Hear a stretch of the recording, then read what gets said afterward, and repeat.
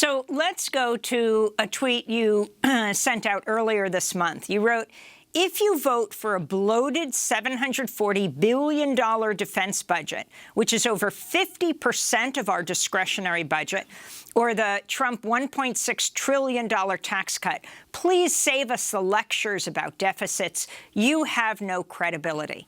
In addition to voting on the $2,000 checks to go out,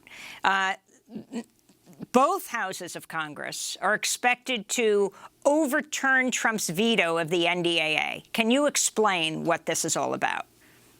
It's very simple.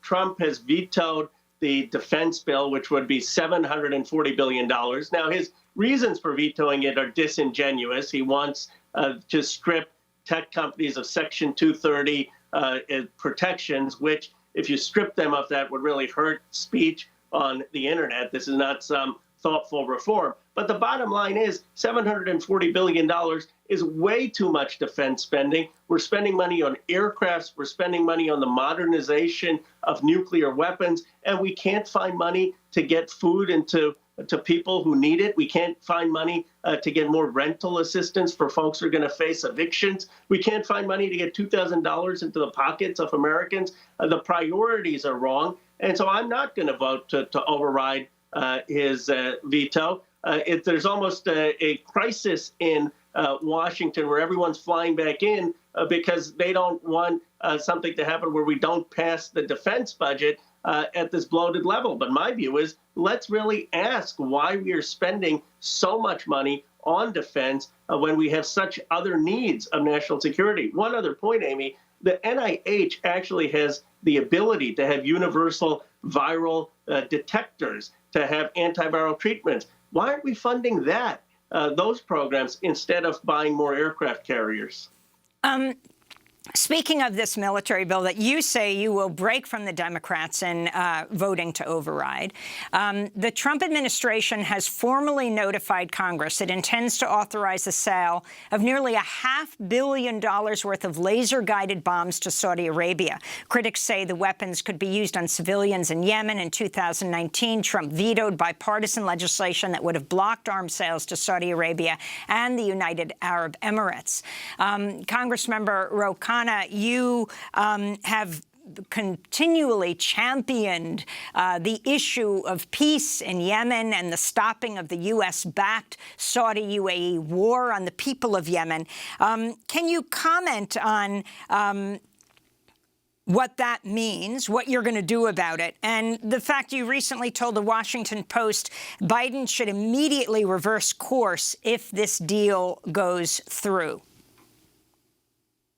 President-elect Biden must reverse course, and I'm convinced he will. I think Tony Blinken, his Secretary of State designee, understands the humanitarian crisis in Yemen and wants to make sure that we bring it to an end. The first thing we need to do is stop supplying the Saudis, not just with weapons, but also with any logistical support, intelligence support that they can use to increase their offensive in Yemen. And we need to support Martin Griffiths at the UN, who's been doing a terrific job in bringing the parties together. So this is a last-ditch effort from Trump to reward the Saudis. He's had a pro-Saudi policy for 4 years. It's unfortunately led to one of the greatest humanitarian crises in the world. But that is going to end January 20th. I have confidence, actually, in Tony Blinken and Jake Sullivan. They understand the depths of this crisis, and they will work with Congress to help bring it to an end.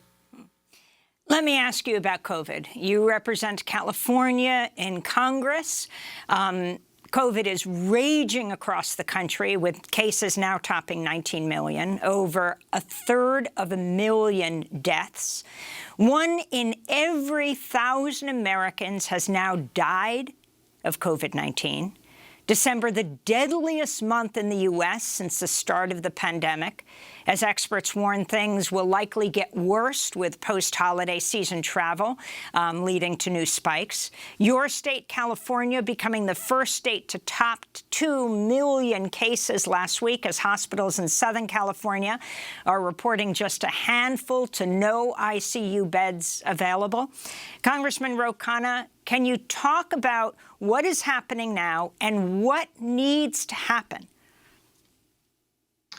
Well, it's tragic. It's unprecedented, unfathomable. I mean, we're losing over 3,000 Americans a day. I would say there are four things that need to happen.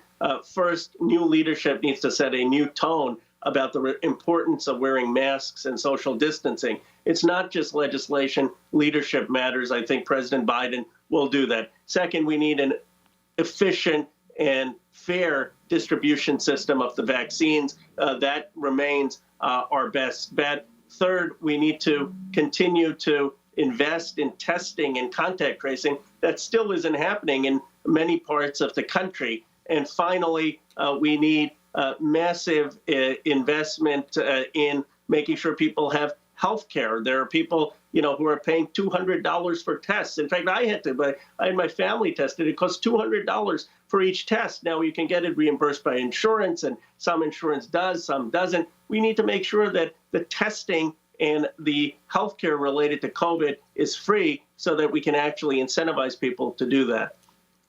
How do you think the issue of Medicare for all will play when you have COVID that has really exposed the racial, economic disparities when it comes to health care, particularly that, who has access, who doesn't? This goes to issues from vaccine access, to test access, to mask access.